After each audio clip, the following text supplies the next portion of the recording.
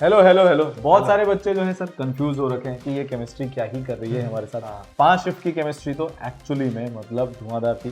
तो यार are sir और मैं बैठकर काउंट करे थे कि एक्चुअली पर शिफ्ट कितने क्वेश्चन जो पुराने सालों में आते थे, देखा बन गए 15 सेकंड में हो गया, कितने हैं। तो बेटा वो हर पेपर में सर अपने को 3-4 से ज्यादा नहीं मिले, मैक्सिमम 5 मिले हैं, जिसको भी मतलब लोग 1 मिनट हाँ। 1 मिनट तो फिर भी जाएगा उनमें, है ना। तो आज हम आपके साथ ये डिस्कस करने आए कि इस बार की केमिस्ट्री एक्चुअली में टफ क्यों है। मतलब क्या है कि बहुत सारे बच्चे इसको हवा में ले रहे हैं, इस चक्कर में ना जैसे मैथ्स का हुआ क्रिएट हो रखा है और मैथ्स टफ है, वो डुएबल होती है काफी बार, ऐसे ही केमिस्ट्री का भी हो सकता है। तो उसको आज सर बताते हैं कि क्या करना है एग्जैक्टली अप्रैल में 2027 वाले बच्चों को, किस तरीके से अपने केमिस्ट्री को लेकर चलना है। तो सर सबसे पहले तो मैं ये देख रहे थे कि केमिस्ट्री टफ क्यों थी भाई। हाँ, मतलब हुआ क्या क्या पहले मोटा मोटा आपको बता देते हैं, फिर आपको एग्जांपल देंगे। तो सर जैसे ऑर्गेनिक में फिजिकल भाई भयंकर मात्रा है।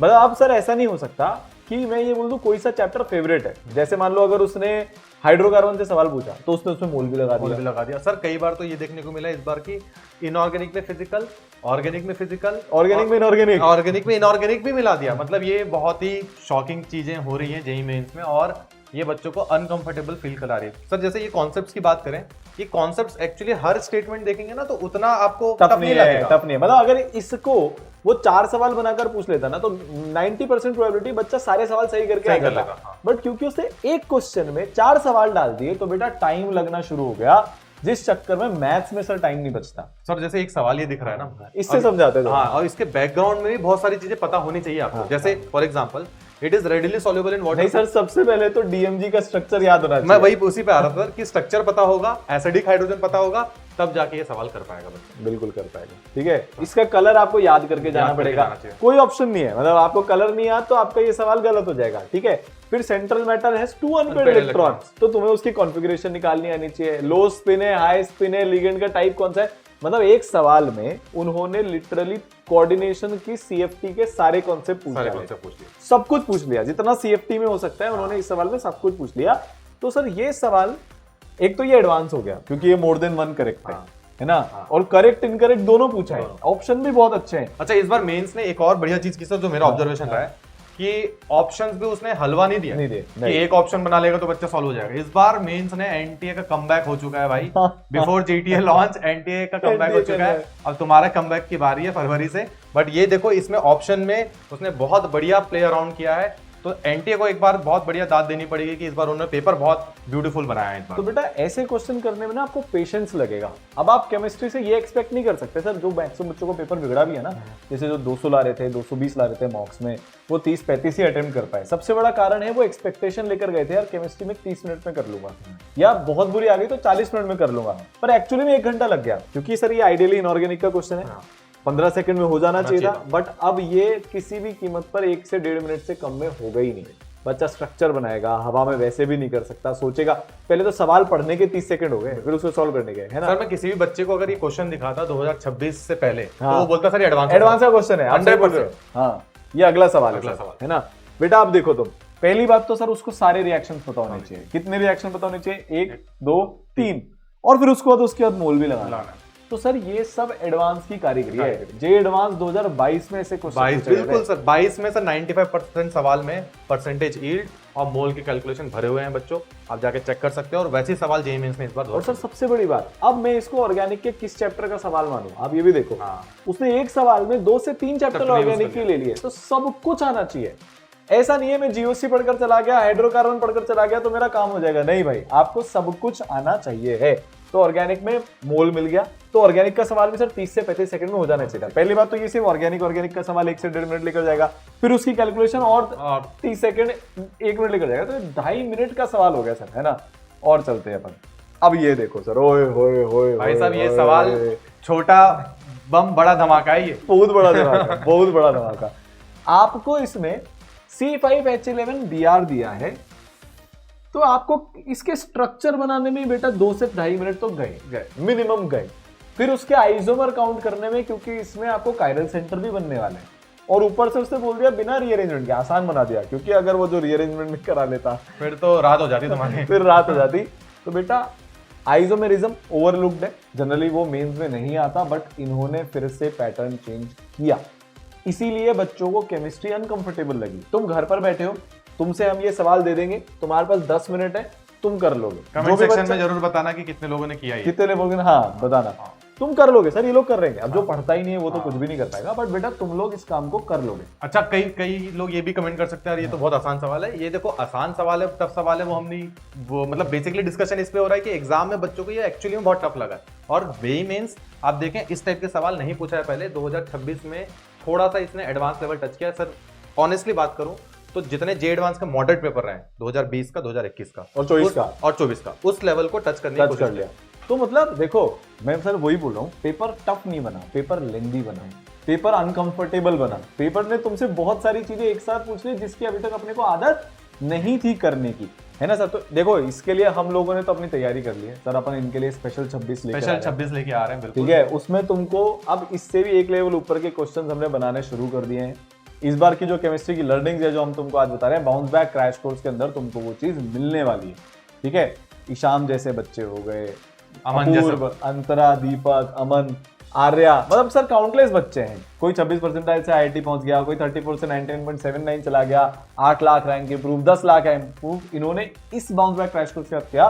तो बेटा वो तुम भी कर सकते हो। उसका लिंक हमने कमेंट सेक्शन में, डिस्क्रिप्शन में डाल रखा है, या फिर तुम सीधी इसरल की ऐप से ले सकते हो। अभी और क्वेश्चन बताते सर इनको कि कैसे ये पेपर, मतलब ये जो केमिस्ट्री है ये बहुत ही मस्त हो गई, ठीक है। चलो भाई, ये सर अगला सवाल। अब ये तो सर मैंने एडवांस में भी बहुत टाइम से नहीं देखा कि ऑर्गेनिक को आपने पूरा का पूरा लैंग्वेज बेस्ड बना दिया। अब आप समझो, मेरे को लगता है सर इस सवाल को समझकर लिखने में 3 से 4 मिनट बच्चे के लगे होंगे, क्योंकि C8H9NO के काफी सारे स्ट्रक्चर बनाए जा सकते हैं। बिल्कुल बिल्कुल, मतलब वो कहीं भी लग सकता है। भाई मैं NO2 यहाँ भी तो लगा सकता हूँ, मतलब NO कुछ भी करके काफी सारी वेरिएशन यहाँ पर पॉसिबल है। और फिर सब कुछ समझना, सब कुछ करना, तो यार मतलब सर। और यहाँ पे लास्ट में भी इसने देखो क्या खेल खेला है कि T which has 2 types of hydrogen, मतलब क्या क्या चेक करवाएगा आपसे NTA, वो अब बच्चों को थोड़ा परेशान एक सवाल में 12th क्लास की पूरी ऑर्गेनिक केमिस्ट्री छुपी हुई है और GOC तो है ही सही।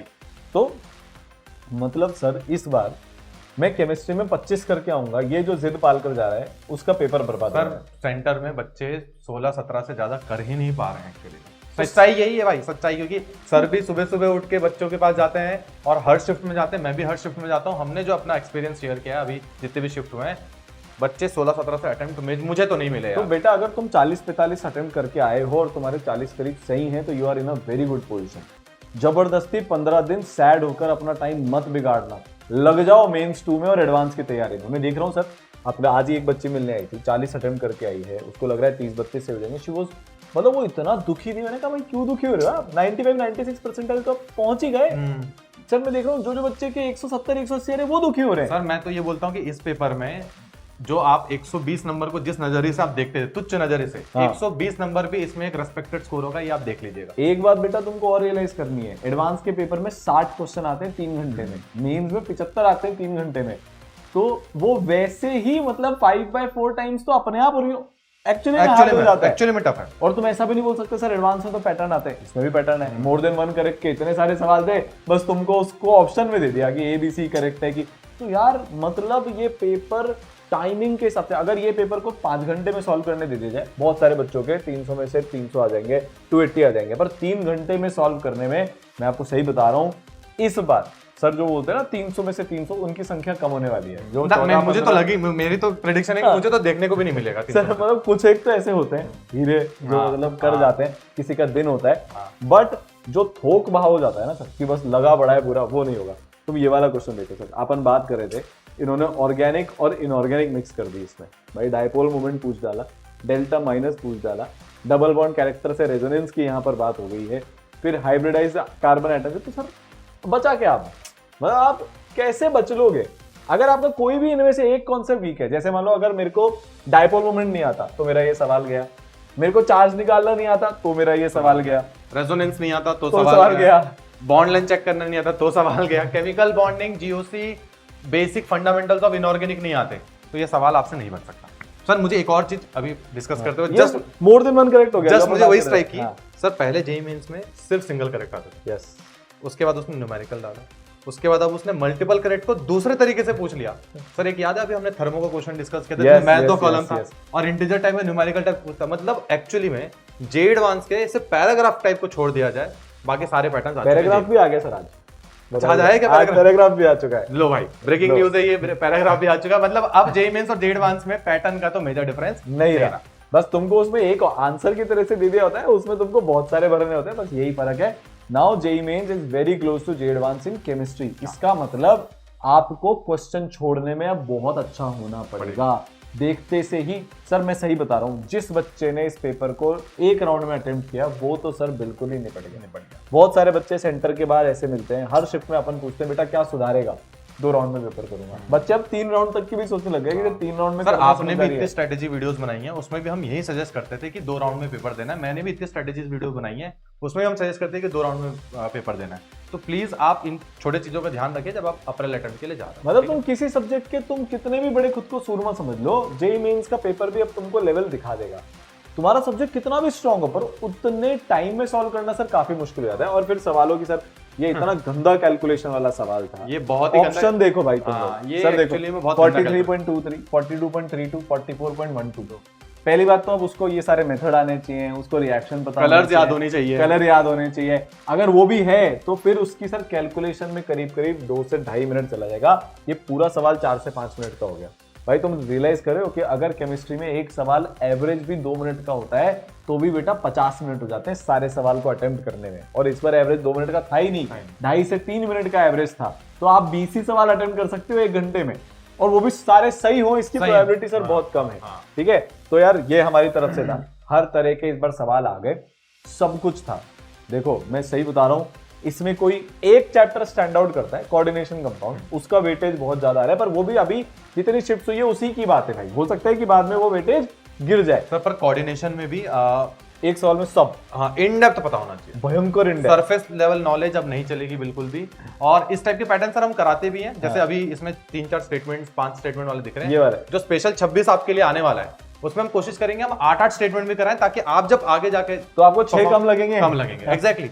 ये मैं सर आज ही बच्चों को समझा रहा था, और हम ये बिल्कुल करने वाले हैं स्पेशल 26 वाले। ठीक है, तो केमिस्ट्री का पेपर टफ नहीं था, बट केमिस्ट्री का पेपर लेंदी था, ट्रिकी था, और थोड़ा सा शॉकिंग इस सेंस में हो गया कि कोई भी एक्सपेक्ट करके नहीं गया था, अनएक्सपेक्टेड था।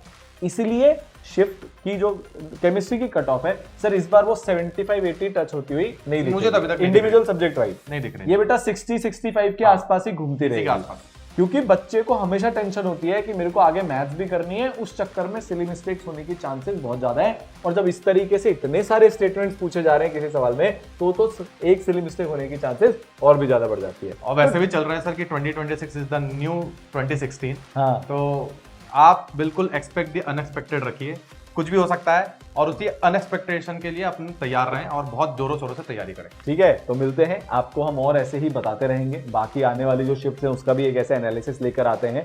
बट मस्त पेपर आ रहा है, जो बच्चे एक्चुअली में मेहनत कर रहे हैं उनका बहुत फायदा हो रहा है। जो बच्चे एनसीईआरटी बेस्ड पढ़कर अपनी तैयारी कर रहे थे उनके लिए थोड़ा सा नुकसानदायक है, बट जो डेप्थ में जा रहा है, मेहनत कर रहा है, सवाल बहुत सारे सॉल्व कर रहा है, और जिसका टेस्ट टेम्परामेंट है सर, जिस बच्चे ने बहुत सारे टेस्ट देकर गया उसको बहुत अनफेयर एडवांटेज मिल गया, और मिलना भी चाहिए। जो बिना टेस्ट दिए डायरेक्टली चला गया होगा ना 1-2 मॉक देकर, उससे तो सर कुछ भी नहीं होने वाला इन पेपर में। Exceptions are always there. Self aware बच्चे बहुत अच्छा करके आए हैं, हमारे भी खुद मतलब इस सरल के बच्चे 240, 250, 260 तक अटेम्प्ट करके आए हैं, क्योंकि वो सेल्फ अवेयर थे और उन्होंने टेस्ट को बिल्कुल भी अच्छे से बहुत एनालिसिस करके गए कि मैं हार्ड पेपर में क्या करूंगा। उनके पास हर एक प्रॉब्लम का सॉल्यूशन था, इसलिए वो घबराए नहीं और इसलिए वो बहुत अच्छा करके। और प्रॉब्लम का सॉल्यूशन आपको पेपर के अंदर निकालना पड़ा, पहले से आप कितना ही सोचकर चले जाओ, बट हर सर जैसे एक शिफ्ट में फिजिक्स बहुत टफ है, किसी ने सोचा ही नहीं सोचा। अब जो माइंडसेट लेकर गया होगा यार मैं तो फिजिक्स में 20 बनाऊंगा, वो तो वहीं खत्म हो गया, क्योंकि उसको 1.5 घंटा लग गया होगा सर उस चीज में। तो जो पेपर में अवेयरनेस लेकर बैठा है, जैसे सर ने बोला, वही जीतेगा। तो इस हिसाब से आप खुद को प्रिपेयर करना शुरू करो। बाउंस बैक की क्लासेस बहुत जल्दी शुरू होने वाली है। आप जैसे पढ़ाई कर रहे हो ऐसा मत करना यार मेरा पेपर बहुत खराब हो गया, मेरे 150 ही आ रहे हैं, 10 दिन खराब कर दिए। भाई बाद में बहुत रिग्रेट होगा जब तेरे को रिजल्ट में 98.5 परसेंटाइल दिख जाएगी, फिर लगेगा मैंने मेरे 10 दिन बर्बाद कर दिया, और वो वापस नहीं आएगा। देख जिसके 120 आ रहे हैं ना सर, वो तो लग ही गया होगा, क्योंकि उसको होता है मेरे खराब है, वो तुमसे आगे निकल जाएगा।